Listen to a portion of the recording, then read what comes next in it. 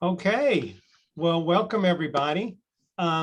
Today, we're very excited to have with us Nancy White, Dr. Nancy White, who's one of our favorite guest speakers down here at UAB. And I'm going to tell you a little bit more about her in just a moment. But I wanted to just, again, remind everybody about the purpose of these dialogues. And, this is, I believe, about our 7th dialogue. And, we have several goals here. We do want them to be fairly structured, but we also want to keep it open so that we can explore, listen, consider, discuss, and as a result, grow from learning about some of the issues that we're trying to address. So let me go ahead and introduce our speaker for today. Nancy White is the Executive Director of the Arlington Free Clinic. That's a nonprofit organization that provides free healthcare to low-income, uninsured adults through the generosity of volunteers and donors. And we're going to be learning all about the Arlington Free Clinic. Nancy's been with the Arlington Free Clinic since 2016. Before that, she was Executive Vice President for Professional Affairs at the American Physical Therapy Association. Nancy has practiced for over 30 years now in North Virginia, and she was a board-certified orthopedic clinical specialist. She's served in a number of leadership capacities in the APTA, including chair of the Board of Trustees for the Foundation for Physical Therapy. Weren't you the Virginia chapter president at one point? Yes, I was. I thought you were. Okay. But I'm like you, it's like you gotta on. watch out or you end up running, Right. But Nancy has been recognized for her leadership and service to the association through the 2007 Lucy Blair Service Award. Nancy is a UAB graduate. I looked it up today, 1979. Yep. I believe it was the second master's class that graduated. Mm-hmm. So she was a trailblazer even back then. Nancy also received a degree from Auburn University and received a Doctor of Physical Therapy degree from Marymount University. And we've recognized Nancy's leadership and accomplishments for a number of years. We recognized her within the department with our Distinguished Alumni Award, and the school has also recognized her with a Distinguished Alumni Award. Rarely have I met a more creative, innovative, forward thinker than Nancy White. So Nancy, thank you for joining us today, and we're really happy to have you here.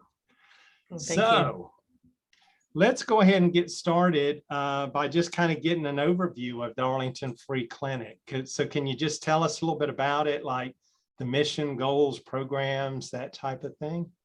Oh, no, sure, I'd be happy to. And thank you for the great introduction. And it's so nice to be among my Alabama friends. And it's great to see some familiar names and faces on the screen. And I miss you guys, and I would love to try to figure out an excuse to get down for a visit, but it's really good to do this. And I'm excited that UAB is undertaking this initiative. It's really certainly dear to my heart and important, and I'm happy to be here. So Arlington Free Clinic is, as Dave says, a nonprofit organization in the DC area.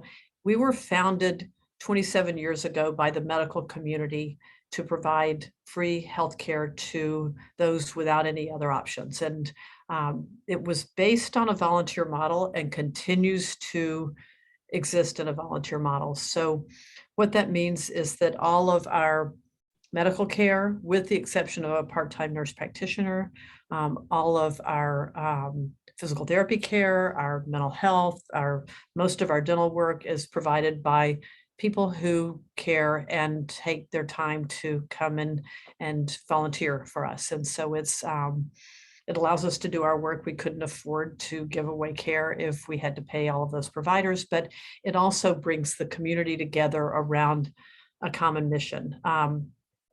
In the 1990s, 1980s, there was a wave of immigrants that moved into the DC area, into the country in general, but particularly into the DC area. It also was a time where employers didn't always provide health insurance, particularly for low salary jobs, particularly for part-time jobs. And so there was a lot of uninsured residents. And so the physician community had said, basically, you know, I will put a pacemaker in, but who's going to manage the diabetes, or who's going to keep this person well with their heart disease, and how are we going to coordinate the care? So it was not even so much as how do I provide care for free, but how do we provide a coordinated system that is going to meet the needs of this community? And so that's how the clinic was founded, and it still continues to be how we exist. Almost all of our patients have either multiple chronic conditions or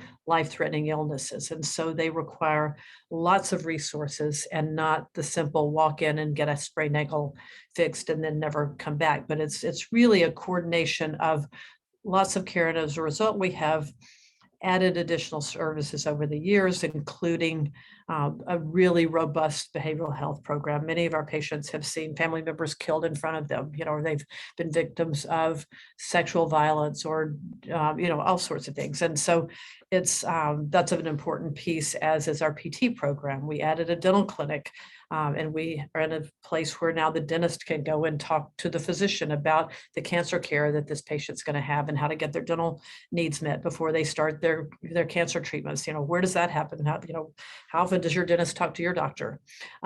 We have a full licensed pharmacy on site, and so we're able to have the pharmacist be involved in medication adherence directly with the nursing team and the physician community. And so it's a really, to me, a model for how I think healthcare should be for me, for us, but it also is a model that continues to be tweaked to help meet the needs of the community we serve. So does that help? Is that enough to get started? That helps. That gets us off and running.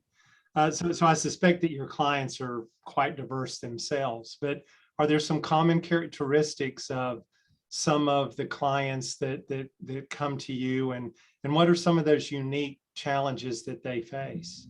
Okay, so yes, absolutely. Virginia, about 3 years ago, finally expanded Medicaid as part of the Affordable Care Act. I know Alabama is still waiting on that, but Virginia usually likes to be either first or last, but they weren't last, but they were close to the last.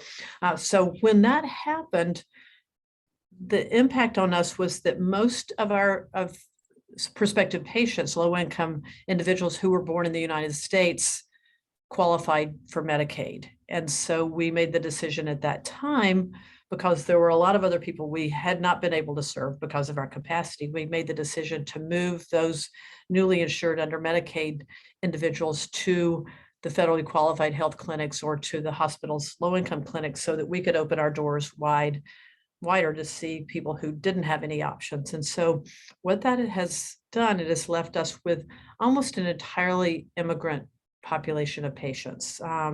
People have come to the country for various reasons. Some of them have documentation status that would not allow them to qualify.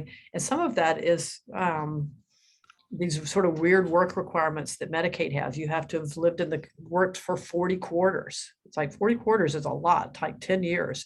If somebody is a dreamer or a DACA recipient, you know, a young adult, if they're 21, there's no way they've worked for 40 quarters. And so we see people that fall through the gaps there, people that had a refugee status that are supported. And so for lots of reasons, but mostly immigrants, mostly from Latin America, South America, Central America, but also our second most common languages is Eritrean. Is Amharic from Ethiopia and Eritrea, some from Somalia, and then also Mongolia. And then we have probably 35 other different countries that people come from. So it is a very diverse community. Our most often needed volunteer resource is interpreters. At a typical clinic, we may have 8 or 9 interpreters here. During the pandemic, we did telehealth. We did over 5,000 telehealth visits. Every single telehealth visit also had a volunteer interpreter on at the same time as a provider. And so we use that and make sure that people are able to understand their physician and be able to communicate appropriately. So that's has been an issue and continues to be. Almost all of our patients work. During the pandemic, that was a little different because most of them work in public-facing jobs, restaurant business, driving Ubers and Lyfts, working in childcare, office cleaning, home cleaning, landscaping, lawn care, all of those, construction.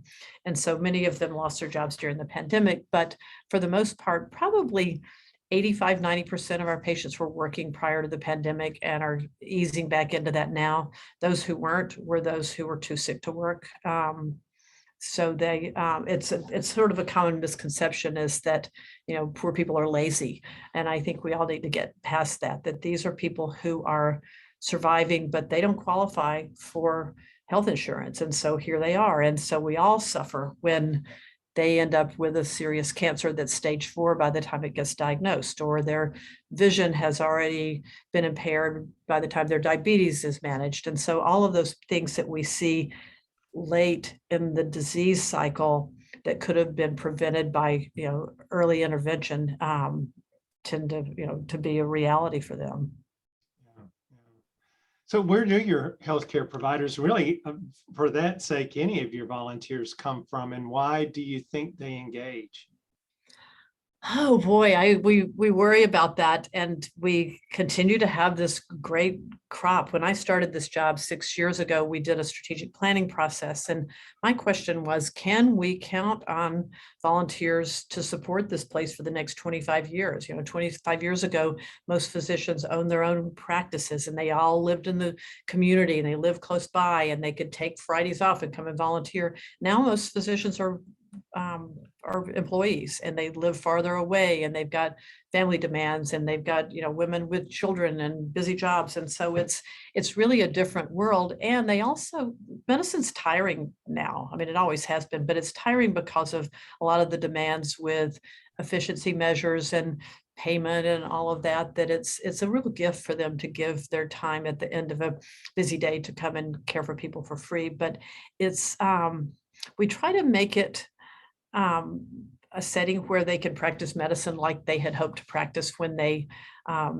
first started. And if they want to spend an hour with a patient and practice their Spanish, they can do that. If they want to see 3 people in an hour and get home in time for dinner, they can do that as long as the quality standards are kept. But they about a third of our physician volunteers are retired. Probably about a third of our nurse volunteers are retired, and they have a lifetime of knowledge and wisdom and skills, but they don't want to work 80 hours a week. And so we've got a really rich group of really wonderful retired volunteers. But we also have people that just volunteer because it's the right thing to do. It's something that they want to give back to. And so there's that group. There's also, probably because of the DC area, that people are always moving in and moving out. We get volunteers from NIH, we get volunteers from the Pentagon. The FDA provides release time to their some of their research physicians, and if they have a clinical background, we have 3 or 4 of them that volunteer once a week, which is huge. And so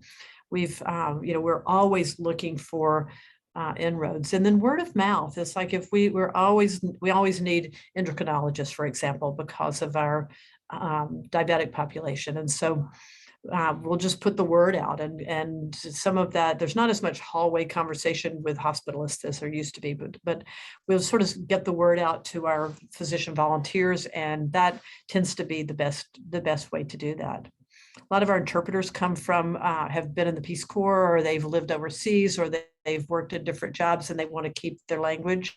And so they stay here. And then some of them are prospective, for people from from different ethnic communities, but that want to go on to health professional programs. And so they may come and volunteer in exchange for a reference for dental school or something like that. So we've got a volunteer coordinator or director who used to be a coordinator position that we elevated because it's one of the most important jobs at the clinic, is to keep that group of volunteers fresh. Yeah.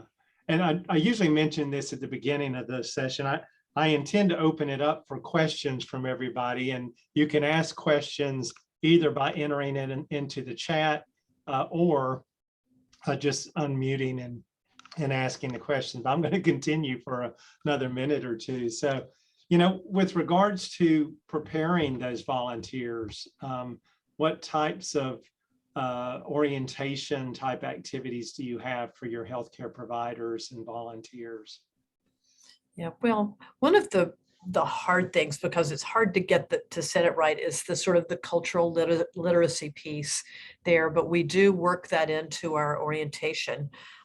We also require that volunteers come on our tour, which is now virtual, but to sort of learn the nuts and bolts of the clinic and why we're here and sort of what our values are as an organization. Because one thing that I'm really proud of is that there's never, ever a sense that I've heard of that just because it's free, this is good enough.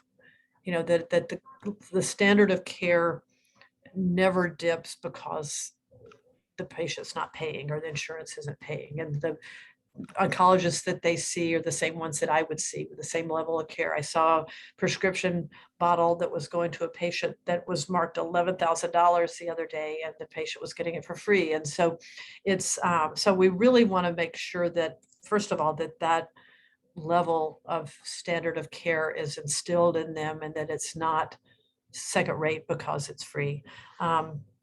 We do a lot of training with our interpreters to make sure that they are not sort of putting their own personal biases into some of the interpretations, because it's very easy to do that. And we have a couple who were State Department interpreters for years, and the gentleman just died 2 weeks ago, but he had interpreted for all the presidents from Eisenhower through Johnson, and just interpreted for Pope Francis. And you've done all of that, and here he was volunteering and interpreting with us because he knew the results. And he said, you interpret a speech, you never know if anybody gets anything out of it, but if you're interpreting here, you know that you've gotten that. So the two of them pulled together a training program for our interpreters that they have recorded, and then we make that available as well. And then we have lots of shadowing and lots of oversight. Our volunteer medical director started volunteering 20 years ago when her triplets were 1, and they're now 21.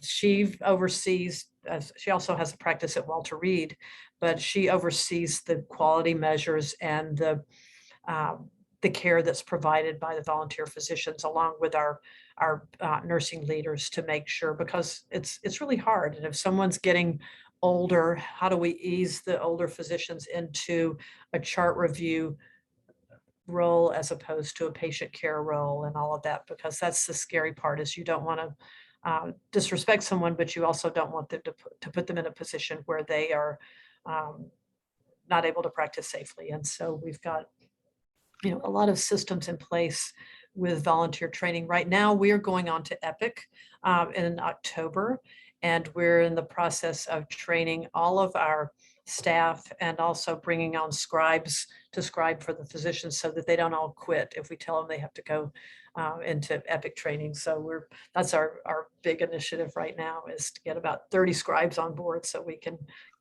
keep our doctors from bailing on us. Right. So can you tell us a little bit about the PT services? Oh, yeah. So I started my involvement at Arlington Free Clinic as a physical therapist, started the PT program here as part of a grant that Marymount University's PT program obtained to start a PT clinic where the students could come and learn about community health. And so I was here 3 or 4 days a week for about 3 years or so, and then continued to volunteer monthly after that. But a couple of things that really stuck with me that continue to be sort of part of my philosophy there is that almost all of our patients, as I mentioned, work. Almost all of them use their bodies to make a living. Most of them either don't have the education or the language fluency or the literacy skills to be able to work in jobs that require that, those sorts of skills. And so many of them are doing childcare, or they're doing construction, or they're doing things that don't require other than physical skills. But if they get hurt, they can't work, and they don't have the systems. They don't have workers' comp when they're not documented. They don't have those systems in place there that are safety nets for them. They don't have senior family, they don't have parents in the community they can go and move in with, and that sort of structures, informal structures. And so if they get hurt, then everything falls apart with their families. They could lose their house, or they could lose their car, or they could, end up homeless. And so it's really important. The compliance is really amazing in terms of showing up and doing what they're supposed to do, because they've got to get back to work. And so that's a really important piece. The other is a little more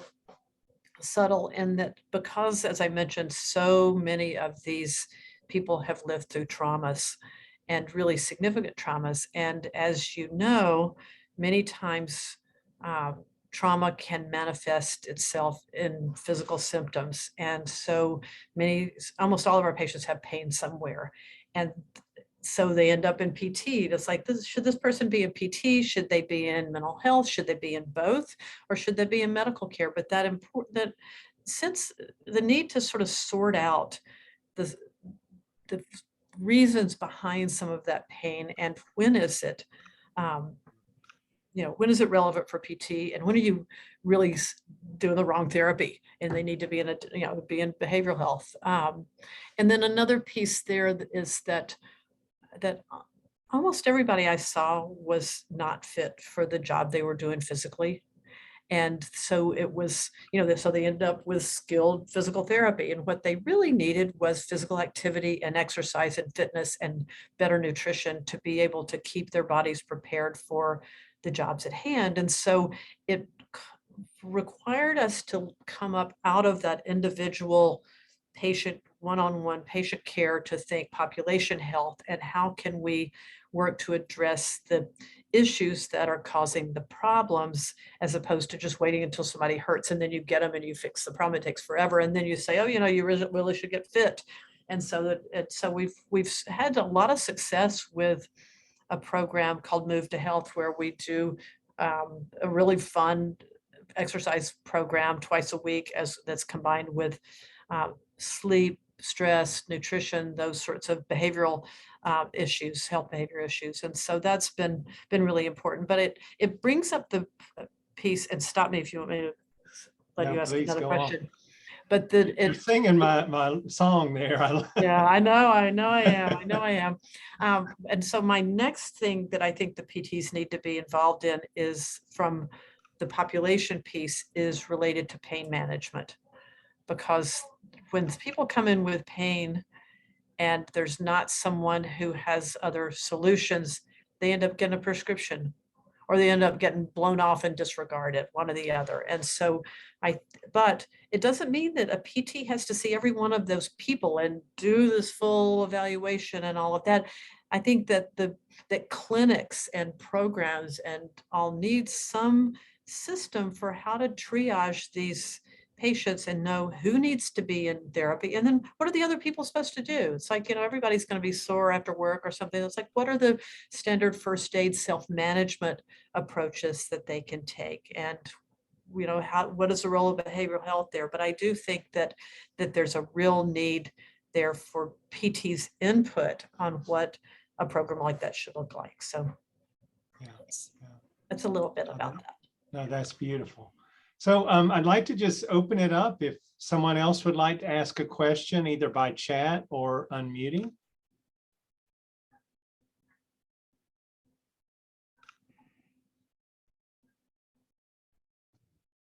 I'll just comment with there. I think your last a few comments about pain and the role that the PT profession can play just in conveying the knowledge. I mean, honestly, people don't understand that opioids are not the answer with that, and they're very short-sighted, and they think, hey, it makes them feel better for a very short period of time, that only leads to further and further and further use and or abuse eventually with that. So I am excited to hear that I think that is not just, in your clinic but across the United States, as we've failed in pain and treating pain effectively, especially chronic and reoccurring pain, and those who are doing physical labor, they're going to deal with pain. You're not going to be pain free with there. If you're 50 years old and doing physical labor with that, that's what's going to happen. However, educating them and minimizing the pain, self-care,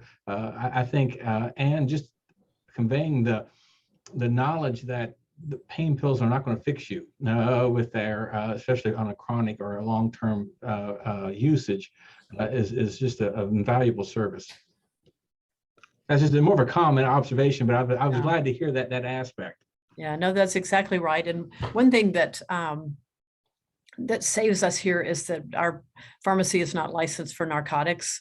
And so it's good to not have that option. If somebody needs narcotics for cancer pain or post-op, then we can write it for an outside pharmacy. But it really gives us fewer options. But that doesn't mean that we don't still have a job to do. And I think it's really interesting that not to stereotype, but to acknowledge that pain is addressed in different ways, sometimes by different cultures, and is reacted to in different ways by different cultures. And sometimes, whether it's the way your family has addressed it, or just, and so it's, I think that understanding that a bit and being able to acknowledge it.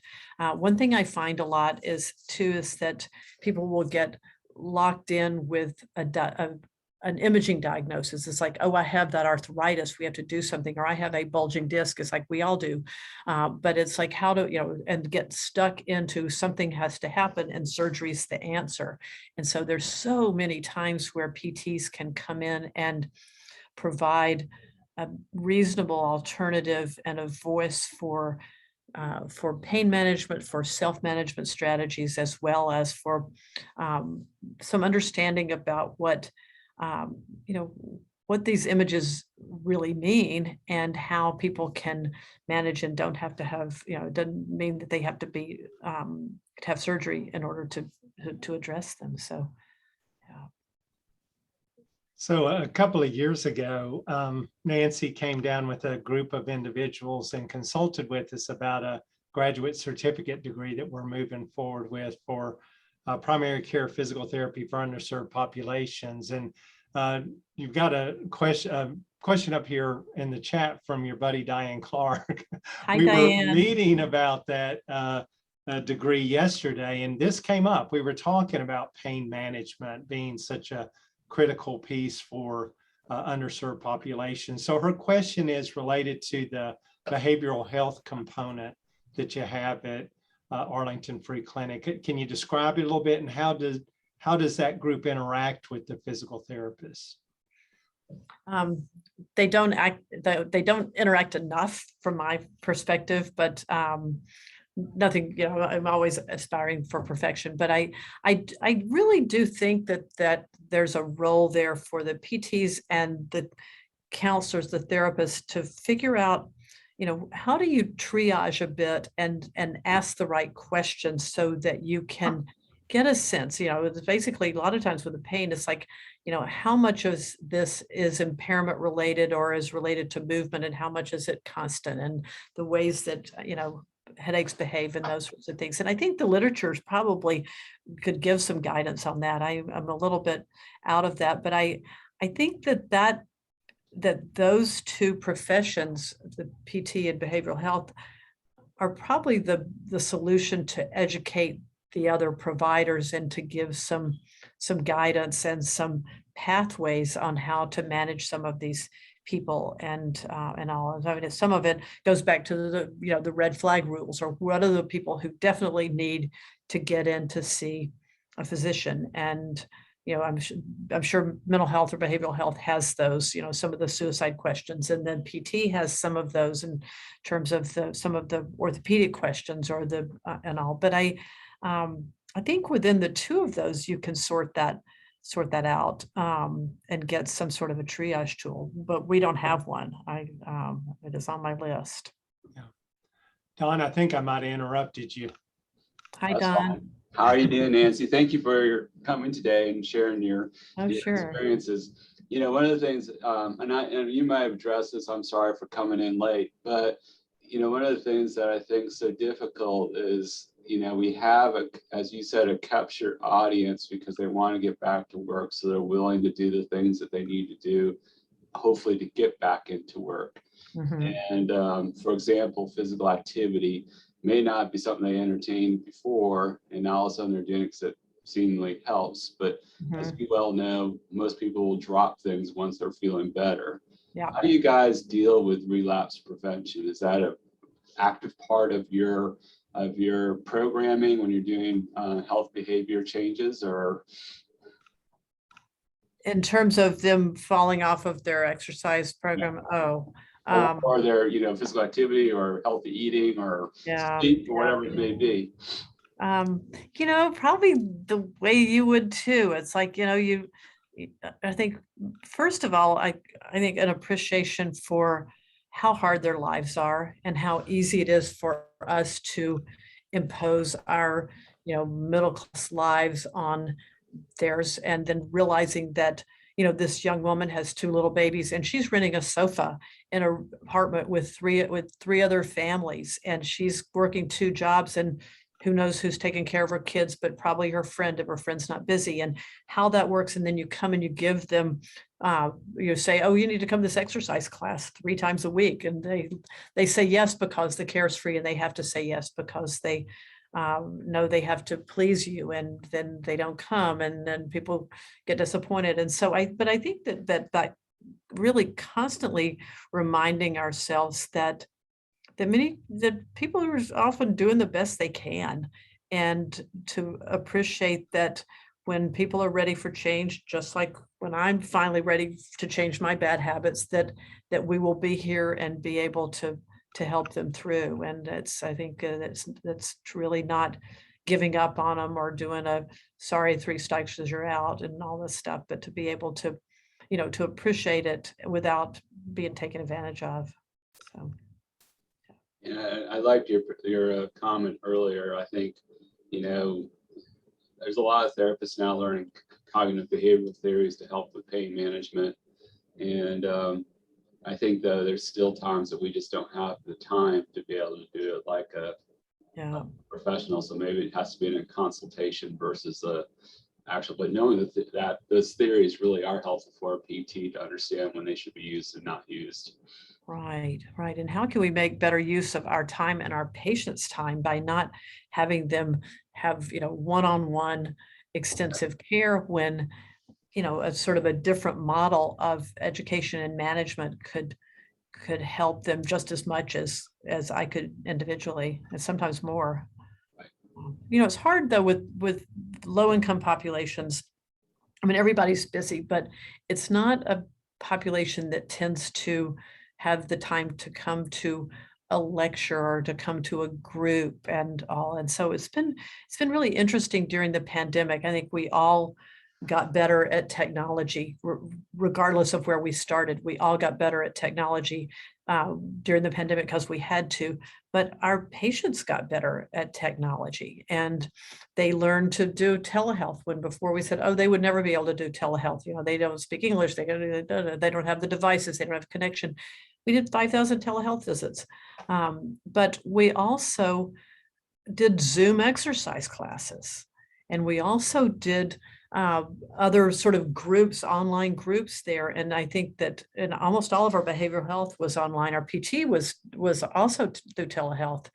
And it's to be able to allow people to go on with their lives and work and be with their families and get out of our offices and be able to have visits that are remote it'll be interesting to see if it does lead to some better access to care and some better outcomes. I tended to not be as optimistic about it as I am now, with the potential for it. So.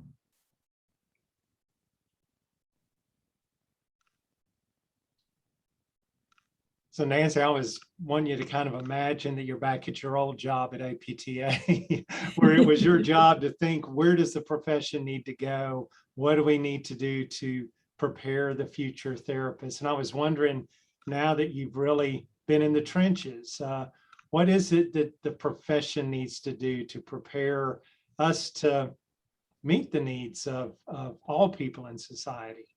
Yeah. It's a big question, I know. It is a big question, but I'm glad you asked that. And I think it's, this is not, or it's true for other professions as well, but the PT jobs are in places where people can pay, because the way you get paid your salary is because healthcare is paid for. And so that it ends up with very few PTs in being paid in settings where people don't pay for their care.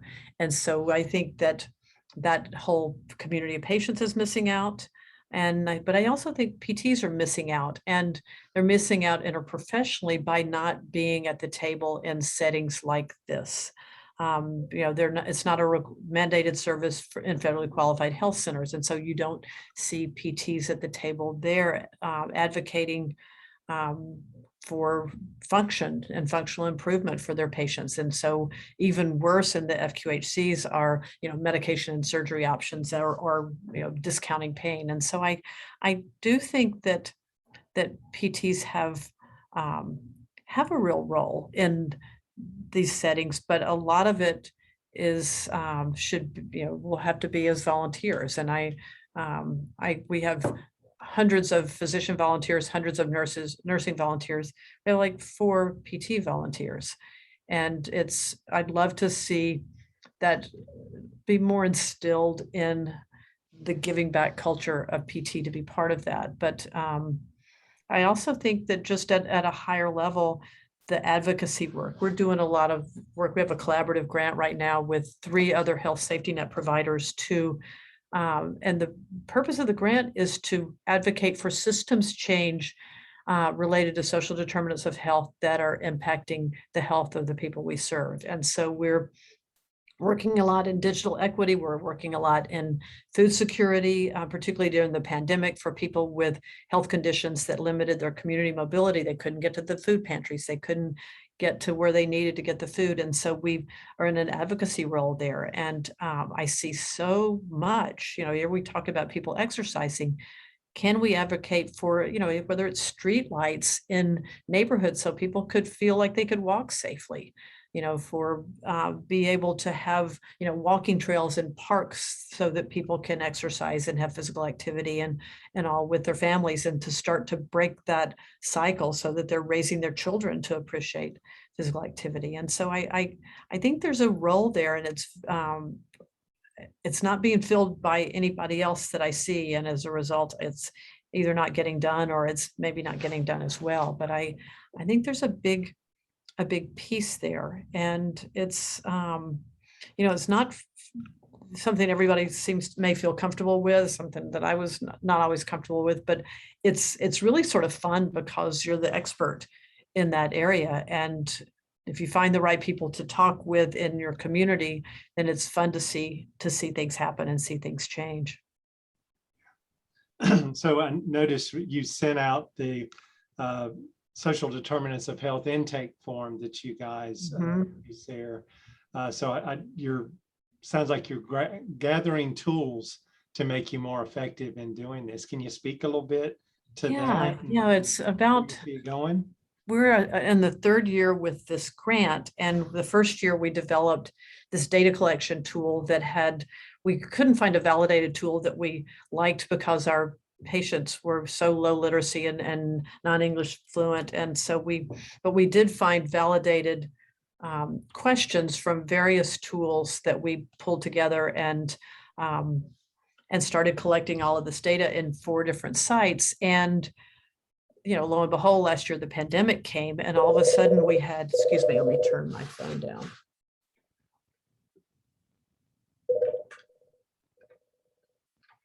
Sorry, I forgot to turn my phone off before we started. Lo and behold, the pandemic came, and food became a big issue. And we had this data that showed from year 1 that 35% of our patients had food insecurity, and we're wondering how they were going to have enough food to get by. And then that number went up to 55, 60% the first quarter of the pandemic. And so we were able to advocate to the county and the community foundation for $600,000 in grocery cards that the 4 organizations distributed $200 a month to select families for 6 months to help them in a sustainable way get through this crisis. And then we now are advocating to the using this same data and the fact that people are still having a hard time. They're not close to being back to where they were pre-pandemic in terms of food insecurity. And so we're working with, as a result of some of our work, there's a new food security task force in the county, and we're working to make sure that they consider the needs of these really low income people with health conditions and health concerns or caregiving responsibilities when they're doing this sort of needs assessment, because the easy place to go are to people who have food stamps and people who are in affordable housing. And our patients are not eligible for food stamps because of their immigration status, and they don't make enough money to afford affordable housing. And so they're likely to be missed out, and they don't speak English and some of them don't read. So if somebody sends out a survey online and asks them to fill it out, they're not going to, they don't get information that way. And so it's been really important for us to step up and speak on their behalf for this, as well as some of the broadband work that's going on in the community to help them get access to information so that they know if a tornado is coming, or so that they know there's a food pantry drop off, or so that they know that there's a new preschool initiative and you can sign your kids up for free preschool and those things. And so that has become one of our roles as being sort of a mouthpiece for our patients. So the structured intake gives you the data you need to assess your program, and also to go out and advocate for the needs of your participants. Right.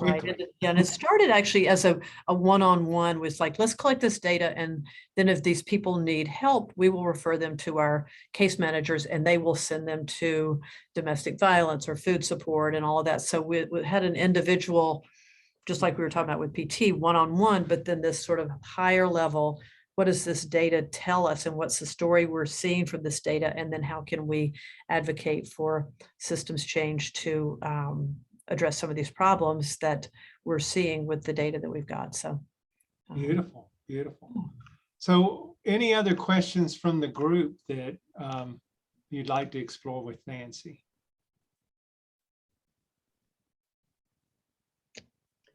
Hey, Nancy, how are you? Hi, Patty. Thank you so much for coming.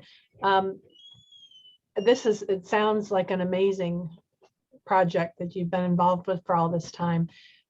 What are your hopes? I know you've spoken to it to some degree, but even kind of within PT, how do you think we improve the volunteerism of PTs for these sorts of enterprises? And is it sort of a cultural, professional cultural shift where we kind of see it as an obligation to free up time without people feeling like they're being, quote, penalized for not being productive in their paying jobs? What would be your dream to see? I don't know. It's interesting. We already put it in the code of ethics, and that didn't help a whole lot.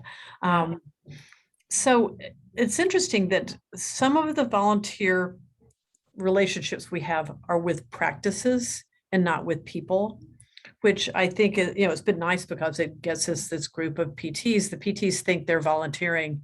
They're really not.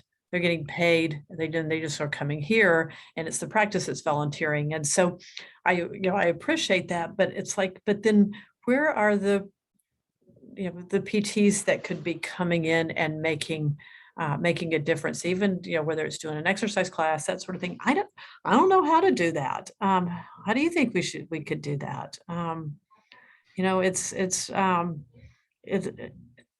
Some of it starts early. I think some of it is modeling that students learn early on in their careers, whether it's in Clin Ed or in their academic settings. But then some of it's that the first position, and the people do this routinely. So I don't know. I know physicians are doing it, not all of them, but certainly more than the PT community does. I wish I had an answer. I believe we're still in that evolutionary process of, what does it really mean to transform society, and not just one-on-one with patients. And I still think we're kind of grappling with what are those opportunities that really help us do that. And certainly working with a clinic like yours would fit that bill probably better than anything. No, it totally would. It totally would. And I'd love to have time to take that on myself right now. I have to raise $4 million every year, starting from zero in July 1. So it doesn't come to the top of my plate enough, but it's dear to my heart. And I think that there's so much that PTs can do here in terms of just really helping at a high level with the education and the programming and all, that I'd love to see that. To see that happen. Some of it may be getting the schools more involved again. I think in some of my snooping around when I was Googling you, I saw something about it. There's a statewide organization you're on the board for. Am I correct? Called Virginia Free Clinics or something? Yeah, Virginia Association of Free Clinics. Virginia has about 65 free clinics. Some are, one night a week in a church, but then others are 1 million, 2 million and more budgets. We're one of the larger ones, but it's they're all over the place. And I don't know, there's not a lot in the Southeast. There should be, because without Medicaid, you've got a lot of people without insurance there. So so I don't know what those look like. And are there community health centers or federally qualified health centers as well down there? They're starting to pop up more around here. I'd probably Carmen and Diane and some of those folks could speak to it a little better than I, but the need is definitely here. Yeah, no, absolutely. I don't know what people do. We need to keep you on speed dial, that's for sure. Please do. Well, I know that people need to start getting to class, Nancy, so I think we're going to kind of wrap it up a little bit here. But again, I want to thank you for all that you do, not only for the profession, but for the whole community up there. And we certainly have a lot to learn from following in your footsteps. But thank you for taking the time, and thank all of you for coming. I will go ahead and stop the recording now, but I can almost guarantee that a couple of people may want to say hi to you. So